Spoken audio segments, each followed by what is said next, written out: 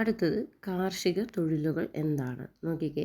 പ്രകൃതി വിഭവങ്ങൾ ഉപയോഗപ്പെടുത്തി ഭക്ഷ്യവസ്തുക്കളുടെയും നാരുകളുടെയും ഉൽപ്പാദനത്തിനായി സസ്യങ്ങൾ വളർത്തുന്നത്, കന്നുകാലി വളർത്തൽ, മത്സ്യകൃഷി തുടങ്ങിയവ കാർഷിക തൊഴിലുകളാണ്.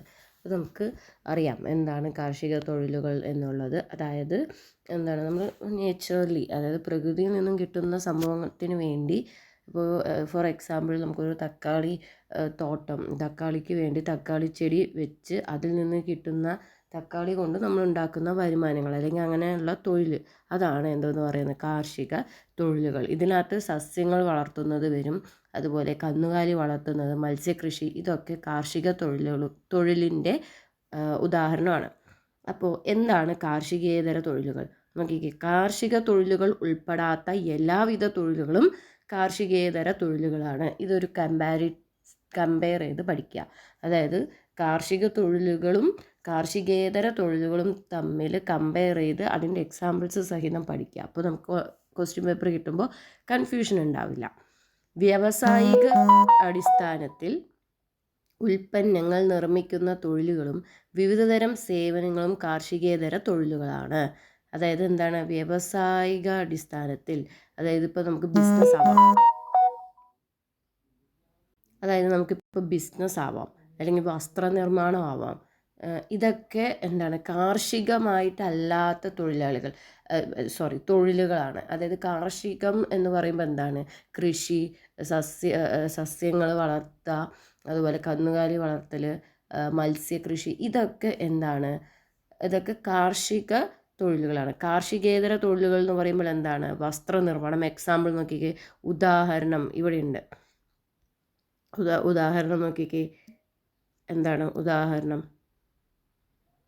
കണ്ടോ, വസ്ത്രനിർമ്മാണം, കെട്ടിട നിർമ്മാണം, അല്ലേ, വസ്ത്രനിർമ്മാണം, കെട്ടിട നിർമ്മാണം, ബിസിനസ്, ബാങ്കിങ്, അധ്യാപനം, ഗതാഗതം, ഫാക്ടറി തൊഴിലുകൾ, ഇതൊക്കെ എന്താണ്, കാർഷികേതര തൊഴിലുകളാണ്. അപ്പോൾ നമുക്ക് ഇത് തന്നെ എന്താണ്, 2 തരത്തിലായിട്ട് നമുക്ക് പഠിച്ചെടുക്കാൻ പറ്റും, അല്ലേ. വസ്ത്രനിർമ്മാണം, കെട്ടിട നിർമ്മാണം, ബിസിനസ്, ബാങ്കിങ്, അധ്യാപനം, ഗതാഗതം, ഫാക്ടറി തൊഴിലുകൾ, ഇതൊക്കെ എന്താണ്, നമുക്ക് കാർഷികേതര തൊഴിലുകളുമായിട്ട് ബന്ധപ്പെടുത്തി പഠിക്കാവുന്നതാണ്. ഓക്കെ, അപ്പോൾ ഇതാ നമ്മൾ എന്താണ്,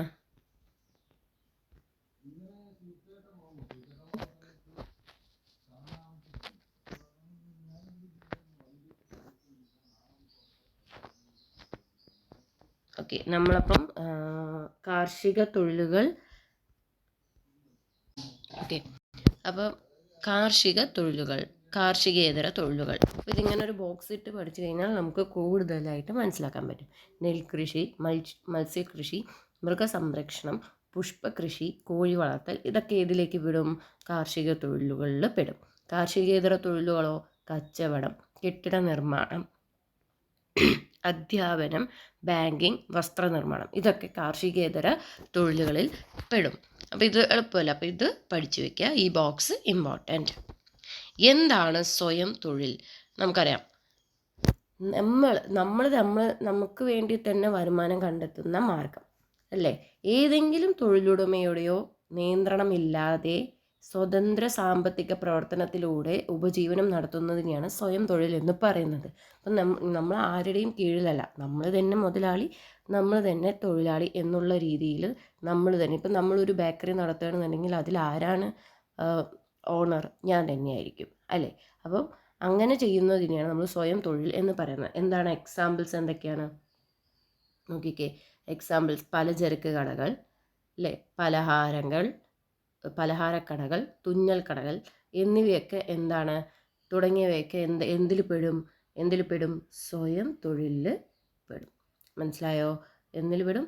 സ്വയം തൊഴിലിൽ പെടും. അപ്പോൾ ഏകദേശം കിട്ടിയില്ലേ? ഇനി അടുത്തത്, ഇതിലെ ഏറ്റവും ഇമ്പോർട്ടൻ്റ് ആയിട്ടുള്ള ഒന്നാണ്, ഏറ്റവും ഇമ്പോർട്ടൻ്റ് ആയ ഒരു പാർട്ടാണ് ഈ ബോക്സ് എന്ന് പറയുന്നത്. സ്വയം തൊഴിലും ഗുണഭോക്താക്കളും. സ്വയം തൊഴിൽ പദ്ധതികളാണ് കേട്ടോ. അപ്പോൾ നമുക്ക് കുറച്ച് പദ്ധതികളുണ്ട്. അതിൽ ആദ്യത്തെ എന്ന് പറയുന്നത് നവജീവൻ പദ്ധതിയാണ്. നവജീവൻ പദ്ധതി ആർക്കാണ് അതുള്ളത്? മുതിർന്ന പൗരരാണ് ഈ നവജീവൻ പദ്ധതി ഉള്ളത്.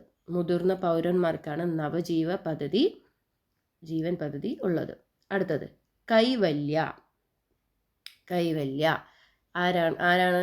ഭിന്നശേഷിക്കാർ. കൈവല്യ ഭിന്നശേഷിക്കാർ. അടുത്തത് ആരാണ് നോക്കിക്കേ? ശരണ്യ.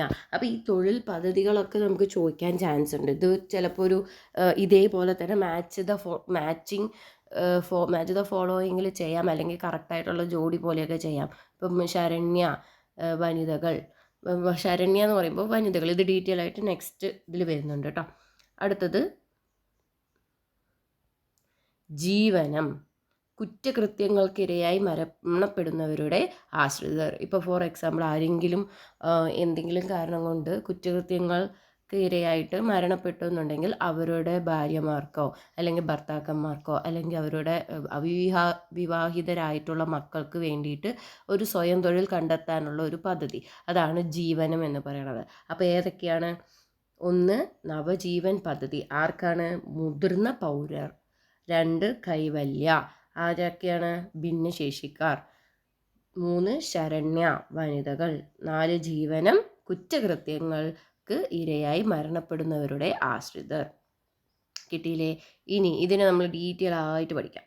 നോക്കിക്കേ, നവജീവൻ പദ്ധതി. നോക്കിക്കേ, നവജീവൻ പദ്ധതിയിൽ ആർക്കാണ് കൂടുതലും ഈ നവജീവൻ പദ്ധതി വരുന്നത്? നോക്കിക്കേ, 50 വയസ്സിനും 65 വയസ്സിനും മധ്യമുള്ള മുതിർന്ന പൗരരാണ് ഈ പദ്ധതിയുടെ ഗുണഭോക്താക്കൾ. അപ്പം നവജീവൻ പദ്ധതി എത്ര പേരാണ്? 50 വയസ്സ്. 50 to 65 വയസ്സ് വരെയുള്ളവർക്കാണ് ഈ ഒരു പദ്ധതി ഉള്ളത്. മനസ്സിലായില്ലേ? അടുത്തത് കൈവല്യ. എപ്പോഴാണ്? ഭിന്നശേഷിക്കാർക്കുള്ള തൊഴിൽ പുനരധിവാസ പരിപാടിയാണ് കൈവല്യ. 2016 കൈവല്യ വന്നത്. 2016 ഈ പദ്ധതി ആരംഭിച്ചത്. അപ്പോൾ കൈവല്യ എപ്പോഴാണ്? 2016. എത്ര വയസ്സാണ്? 21 വയസ്സിനും 55 വയസ്സിനും ഇടയിൽ പ്രായമുള്ള ഗുണഭോക്താക്കൾക്ക് സ്വയം തൊഴിൽ സംരംഭങ്ങൾക്കായി പലിശരഹിത വായ്പ ഈ പദ്ധതിയിലൂടെ നൽകി വരുന്നു. കിട്ടിയില്ലേ? അതായത് 2016 ഏജും മാത്രം നോക്കി വയ്ക്കുക. ഓക്കെ. നവജീവൻ പദ്ധതിയിൽ 50 to 65, കൈവല്യയിൽ എത്രയാണ്? 2016 21 to 55. ശരണ്യയിൽ എങ്ങനെയാണ്? സ്ത്രീകൾക്കായി മാത്രം നടപ്പിലാക്കി വരുന്ന സാമൂഹ്യ സുരക്ഷാ പദ്ധതി ആർക്കൊക്കെയാണ്? ഏത് തരം വനിതകൾക്കാണ്? വിവാഹമോചനം നേടിയ വനിതകൾ, പട്ടികവർഗ വിഭാഗത്തിലെ അവിവാഹിതരായ അമ്മമാർ, തൊഴിൽ രഹിതരായ വിധവകൾ, ഭിന്നശേഷിക്കാർ, കിടപ്പിലായ രോഗികളുടെ ഭാര്യമാർ എന്നിവയ്ക്കാണ് ഈ പദ്ധതി ആനുകൂല്യങ്ങൾ ലഭിക്കുന്നത്. അപ്പോൾ ഇത് ഇമ്പോർട്ടൻ്റ് ആയിട്ട് പഠിച്ചു വയ്ക്കുക, അതായത് ആർക്കൊക്കെയാണ് എന്നുള്ളത്. ഓക്കെ. അതായത് വിവാഹമോചനം നേടിയ വനിതകൾ, അവിവാഹിതരായ അമ്മമാർ, തൊഴിൽരഹിതരായ വിധവകൾ, പട്ടികവർഗ വിഭാഗത്തിലെ ആളുകൾ, ഭിന്നശേഷിക്കാർ ഒക്കെയാണ് ശരണ്യ പദ്ധതിയിൽ ഉൾപ്പെട്ടവർ. ഓക്കെ. പ്രത്യേകിച്ച് പ്രായം അവർ കൊടുത്തിട്ടില്ല. അപ്പോൾ ഇത്ര ആൾക്കാർക്കാണെന്ന് നോക്കാം. അടുത്തത് ജീവനം. അതിക്രമത്തിന് ഇരയായി ഗുരുതരമായി പരിക്കേറ്റവർ, കുറ്റകൃത്യത്തിന് ഇരയായി കൊല്ലപ്പെട്ടവരുടെ ആശ്രിതരായ ഭാര്യ, ഭർത്താവ്, അവിവാഹിതരായ മകൻ, മകൾ എന്നിവർക്ക് സ്വയം തൊഴിൽ കണ്ടെത്തുന്നതിനായി സാമൂഹ്യനീതി വകുപ്പ് നടപ്പിലാക്കുന്ന പദ്ധതിയാണ് എന്തെന്ന് പറയുന്നത്? ജീവനം. അല്ലേ? ആരെങ്കിലും കുറ്റകൃത്യത്തിനിരയായി കൊല്ലപ്പെട്ടവരുടെ ആശ്രിതമായിട്ടുള്ള ആരൊക്കെയാണ്? ഭാര്യ, ഭർത്താവാം, അവിവാഹിതരായ മകനോ മകളോ ആകാം. എന്നിവർക്ക് എന്താണ്? സ്വയം തൊഴിൽ കണ്ടെത്തുന്നു എന്നുള്ളതാണ് ഈ ഒരു ജീവനം. അപ്പോൾ ഈ പദ്ധതികൾ, ഈ 4 പദ്ധതികളും പഠിച്ചു വയ്ക്കുക. 1 നവജീവൻ പദ്ധതി, 2 കൈവല്യ, 3 ശരണ്യ, ജീവനം. അങ്ങനെ 4 പദ്ധതികളും പഠിച്ചു വയ്ക്കുക. അപ്പോൾ ലെസൺ 3ലെ നോട്ട്സ് ഇത്രയേ ഉള്ളൂ. ഓക്കെ. ഇതിൻ്റെ PDF, അതായത് ഈ ഒരു വീഡിയോയുടെ PDF വേണം എന്നുള്ളവർ കമൻറ്റ് ചെയ്യുക.